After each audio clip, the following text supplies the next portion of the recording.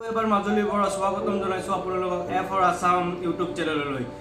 মই এতিয়া ৰেডি হ'লোঁ, দিতিৰাজো ৰেডি হ'লে আৰু আমি এতিয়া ওলাম আৰু আপোনালোকক এটা স্পেচিয়েল বস্তু দেখাবলৈ চেষ্টা কৰিম। সেইটো হ'ল যে আমাক আজি ডিচি ছাৰে এখন পুৰণা 90s থাৰ দিছে যে আমাক লৈ যাবলৈ আহিবলৈ, আৰু মই নিজেই ড্ৰাইভ কৰিম। ডিচি ছাৰক ক'লোঁ, ডিচি ছাৰে ক'লে হ'ব তোমালোকে ড্ৰাইভ কৰিবা আৰু ব'লক আমি তেনেহ'লে আপোনালোকক বাহিৰত লৈ যাওঁ। ক'ত যাওঁ কি কৰোঁ চাই থাকক গাইজ।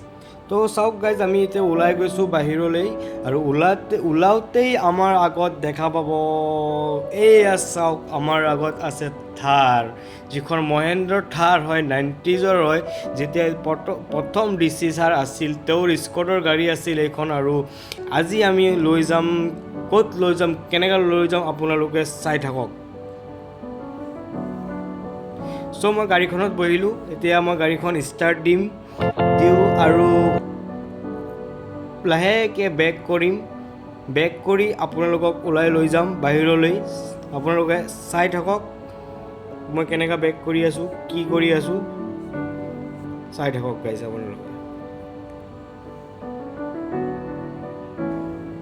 ভাল লাগে, কিবা এখন ভাল লাগে। মহেন্দ্ৰৰ থাৰখন চলাই, বহুত পুৰণা গাড়ী হয়, ভাল লাগে, চাইও ভাল লাগে।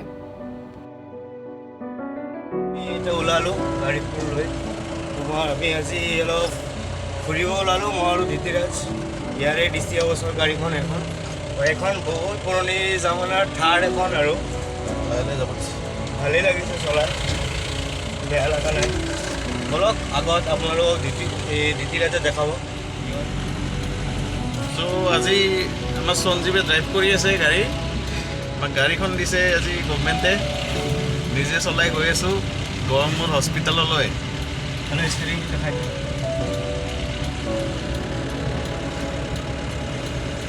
বহুত ভাল ড্ৰাইভ কৰে সঞ্জীৱে, এক্সপিৰিয়েঞ্চ থকা মানুহ হয়।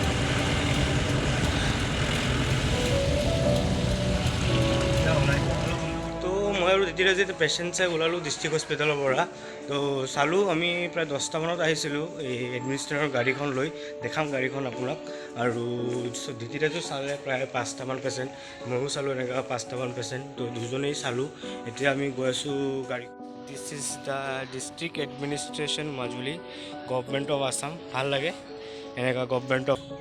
গাড়ীখনত উঠিলোঁ, অলপ যাওঁ আমি জেংৰাই মুখলৈ, কি হয় চাওঁ। আমাৰ 90s থাৰখন লৈ ভাল লাগে চলাই, বেয়া নালাগে। তো মাজুলীত আহি আমি পালোঁ থাৰ।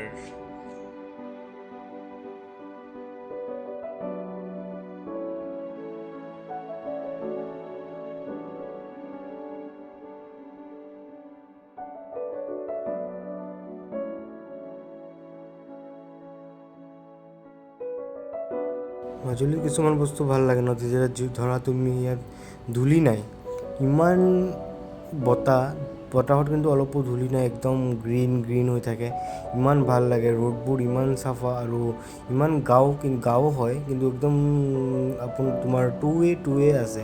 আৰু এইটো চাওক এনেকুৱা কি দৃশ্যবোৰ, কি ধুনীয়া, ভাল লাগে। আৰু ৰোড চাইডত দুই চাইডে বিলবোৰ থাকে, চৰাইবোৰ থাকে। তো গাইজ, আমি ইয়াত আহিছিলোঁ আৰু ট্ৰেফিক পুলিচ আছিলে, আৰু এই থাৰখনত নাই ছিট বেল্ট। এতিয়া কি কৰোঁ মই, কিন্তু এফালে আছে ডিষ্ট্ৰিক্ট এডমিনিষ্ট্ৰেশ্যন। তো ভাবিলোঁ ডিচি ছাৰৰ গাড়ী আৰু কি টেনশ্যন, একো নাই বোলে, বিন্দাছ আমি আৰু যাওঁ।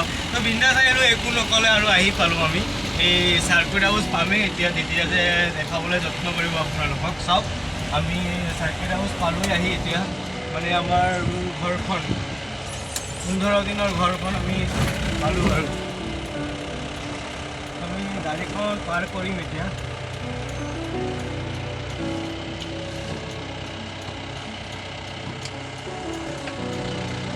এয়া সঞ্জীৱে গাড়ী পাৰ্ক কৰি আছে পিছপিনে, কিন্তু ৰিভাৰ্ছ কেমেৰা নাই, একো নাই, আমি গম পোৱা নাই। মিৰৰ আছে কেৱল, মেনুৱেল হয় এখন, ইয়াত AC পৰ্যন্ত একো নাই। একদম মানে পুৰণা মডেল, একদম থাৰৰ একদম মানে এইটো কি কয়, এইটো গ্ৰেণ্ডফাদাৰ, থাৰৰ গ্ৰেণ্ডফাদাৰ হ'ল। মোৰ এডিটিং কৰি শেষ হ'ল।